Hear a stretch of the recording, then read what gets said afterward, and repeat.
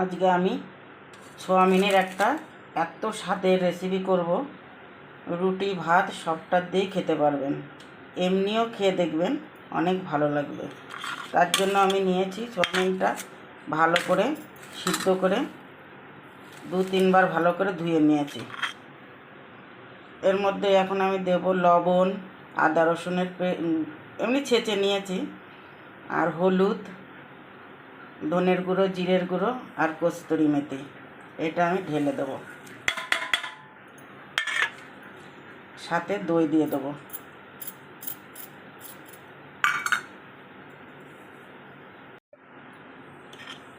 এক চামচ লঙ্কার গুঁড়ো দিয়ে দেবো।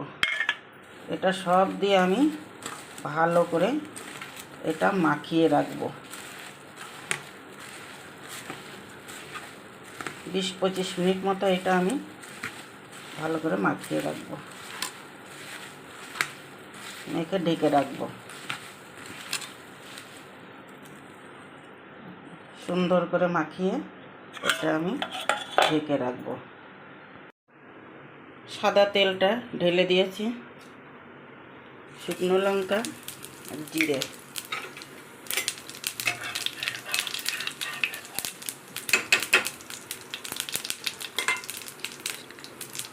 এবার পেঁয়াজ কুচিয়েছি, এটা ঢেলে দেবো।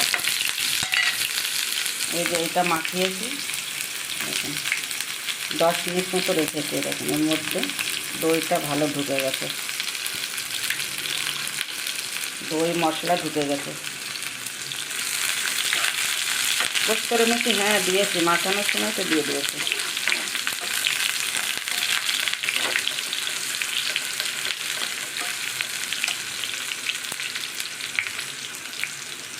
এর মধ্যে আমি আদা ছোট ছোট করে কেটে নিয়েছি, আর রসুন এটাও ঢেলে দেবো।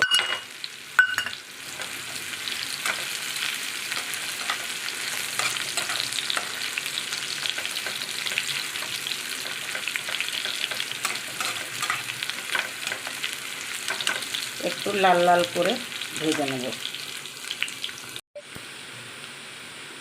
এই যে খাড়া গরম মশলা, দারচিনি, এলাচ, লবঙ্গ, এটা পেঁয়াজ লাল লাল হয়ে গেছে, এবার আমি দিয়ে দেবো। এটা একটু পেঁয়াজ লাল লাল হলে এটা দেবেন।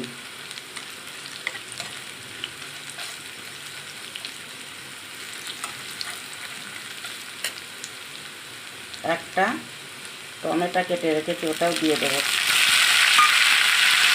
আমি তো দই দিয়ে মাখিয়েছি, আপনারা দই যদি না থাকে আর যদি না খান, তাহলে একটা লেবু চিপে এইভাবে মাখিয়ে নেবেন মশলা দিয়ে। আর কস্তুরি মেথিটা অবশ্যই দেবেন।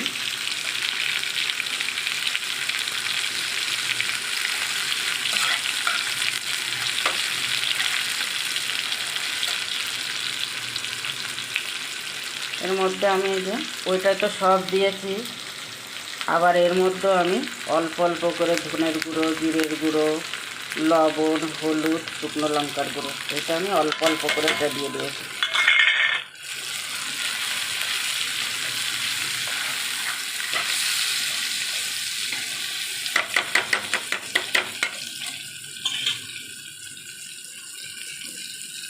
এটা ঢেকে ঢেকে আমি একটু নরম করে ভেজে নেব।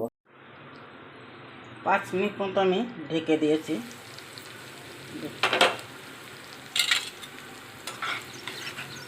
সুন্দর সব নরম হয়ে গেছে। এবার এই যে সেই সোয়াবিনগুলো ঢেলে দিচ্ছে।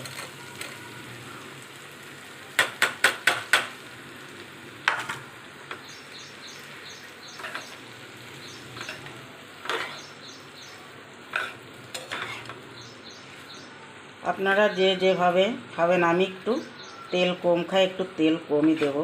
আপনারা এর থেকে একটু তেল দিতে পারেন, শরীরের জন্য একটু তেল কম খায় ভালো। তাও সোয়াবিনে অনেক তেল টানে।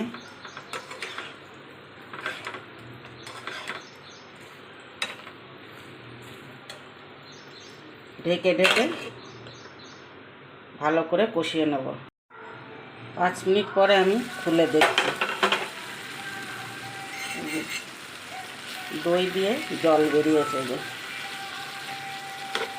এই জলটা দিয়ে আমার কষানো হয়ে যাবে। এটা এমনি খেতেও ভালো লাগে। আমাদের ছেলেরা তো এমনি কষা সোয়াবিন করে দিই বাটিতে করে, ওরা এক এক বাটি খেয়ে নেয়। আমার বড়ো ছেলেটা অনেক ভালোবাসে সোয়াবিন।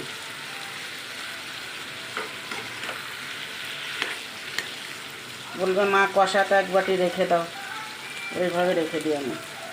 এবার আলু কটা আমি আগেই ভেজে নিয়েছিলাম, ওইটাও দিয়ে দেবো।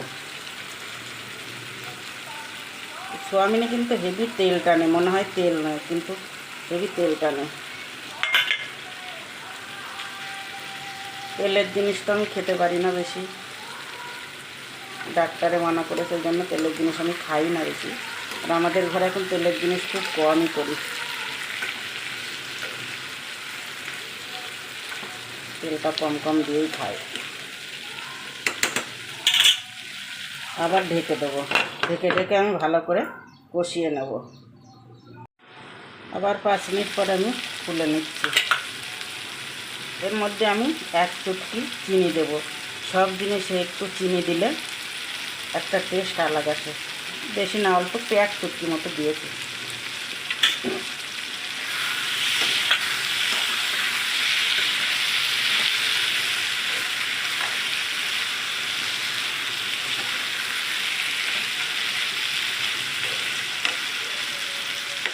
ভালো করে কষাতে হবে। যে কোনো জিনিস কষানোর মধ্যে টেস্ট আসে। যত কষাবে পুরো তেলটা ছেড়ে দিলে সবজির টেস্ট আলাদা আসে। আর 5 মিনিট মতো কষিয়ে নেব। এবার আমার কষানো হয়ে গেছে। ধীরে ধীরে গ্যাসে কষিয়েছি, গ্যাসটা এবার আমি জোর দিয়ে দেবো।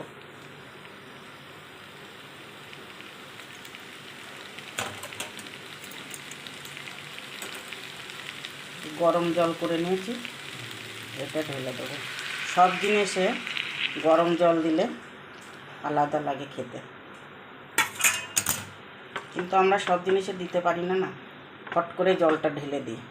এইভাবে দিলে গরম জিনিস এটা কষিয়ে থাকবে, আর এটা গরম জল দিলে একটা আলাদাই হয়। আগে যেরকম আমার ঠাকুমারা জিরে ভেজে রাখতো তেলে, সেই জিরেটা ভেজে তেলে দিত, আবার নামানোর সময় সেই জিরেটা পাটায় বেটে তারপরে তরকারিতে দিত। আর এই 2 তেলানি ছাড়া তরকারি খেত না। একবার তরকারি হয়ে যাবে, পরে ঢেলে রাখবে, তারপরে আবার তেলানি দিয়ে সেই তরকারিটা ফুটিয়ে তারপরে নামাতো। দিদিমা ওই করতো, ঠাকুমা ওরকম করতো, কিন্তু হেভি টেস্ট হতো আগের মানুষের তরকারি। আবার ঢেকে দেবো আমি, 10 মিনিটের জন্য ঢেকে দেবো। 5 মিনিট পরে খুলে দেখি কী হয়েছে।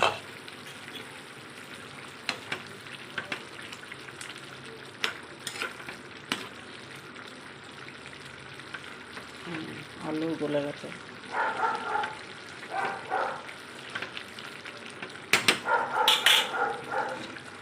একটু চিকেন মশলা আর একটু গরম মশলা, এটা দুটো ঢেলে দেবো। আপনারা চাইলে একটা থাকলে একটাই দিয়ে দেবেন, হয়ে যাবে। আর দুটো থাকলে একটু দুটো দিয়ে দেবেন।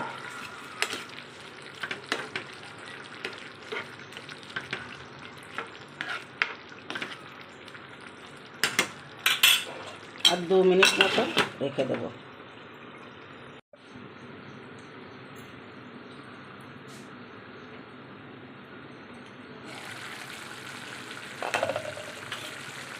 তরকারিটা হয়ে গেছে আমার। এবার ধনের পাতাটা দিয়ে নামিয়ে নেব, গ্যাস বন্ধ করে।